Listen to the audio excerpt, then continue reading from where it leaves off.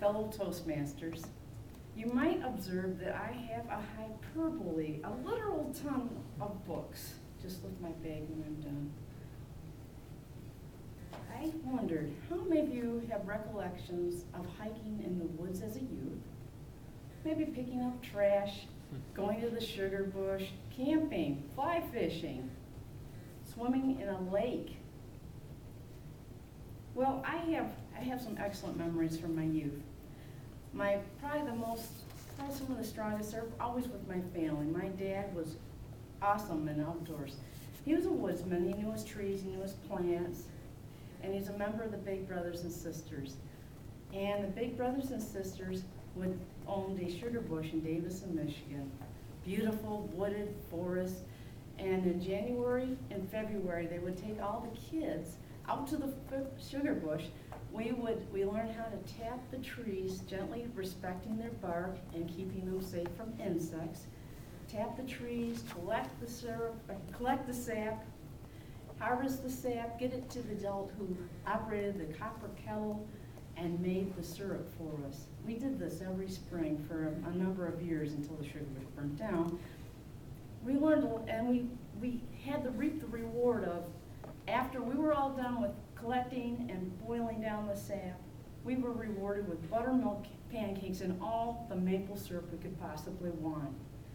Now that's an awesome memory because so many kids today don't know about where food comes from. They have no clue that maple syrup actually comes from a maple tree. They think maybe it's something made in a factory.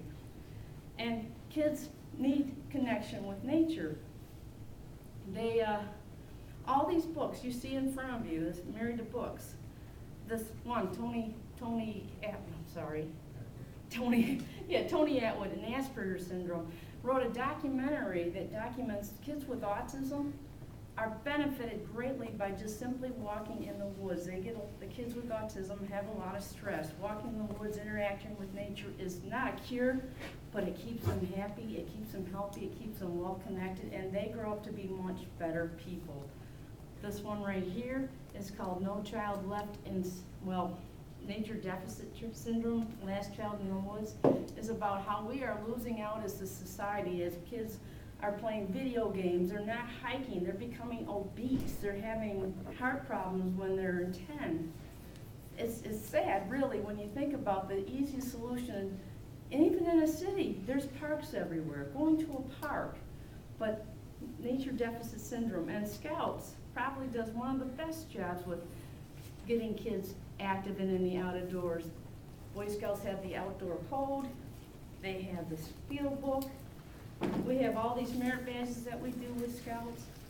My whole goal with Scouts, once I realized, after my son was born and I realized kids just don't get the same outdoor experiences that I was fortunate enough to have when I was young, I decided that I would do all I could possibly do to make sure that they got their weekly dose. Introducing hiking and conservation projects, and simply going and picking garlic mustard with the Cub Scouts in the springtime. It's a rewarding thing. The Cub Scouts learn all about garlic mustard and how this invasive plant is taking over our woods and crowding out native flora and fauna. And they learn that they can do something about it. And plus, garlic mustard smells like, garlic and onions. So they get the fun about smelling and stinking. You know, kids like to be in the dirt and get muddy and smell. So it's a win-win situation. The kids learn to take care of the earth at a young age. They get physical fitness. It's a healthy win-win thing. We do things with forestry, and fish and wildlife management. How important is getting kids outside and getting them into the woods? And I don't know how old the Pope is. He just recently wrote a guidance on people and the environment, that we need to teach our children better to be caretakers of our woods and be better conservationists. It's important. When you get the overall picture, our local woods benefit, sure, but worldwide, people suffer because we're having degradation of resources between the land that's disrespected and plowed over, the pesticides poured on it. If we can teach our kids better, if If we can teach our kids better, maybe we can avoid the Rachel Carson situation of the Silent Spring, which talks about the use of pesticides and how they were so promoted in the early decades in the 40s and 50s as a cure-all. Now we're finding they cause cancer and all sorts of hideous things. If we can teach our kids how to respect the earth more, there are ways to farm that you don't need pesticides, and they are our leaders. They will find this out. They will go and do their research, I hope. I think one of the best things about teaching kids about conservation and stewardship and taking them out to do activities, trimming trails, it goes beyond the respect of the earth. It goes to respect for humanity. Respecting the trail and knowing that someone else may come along and have a nicer hike, be able to see that water view more, and there is priceless. This is the only earth we have.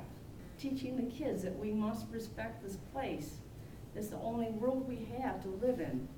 We are the ones responsible for taking care of it. We are the ones that need to correct the problems. It's like this. If we learn to take care of ourselves better, then the world is a much better place for those to come.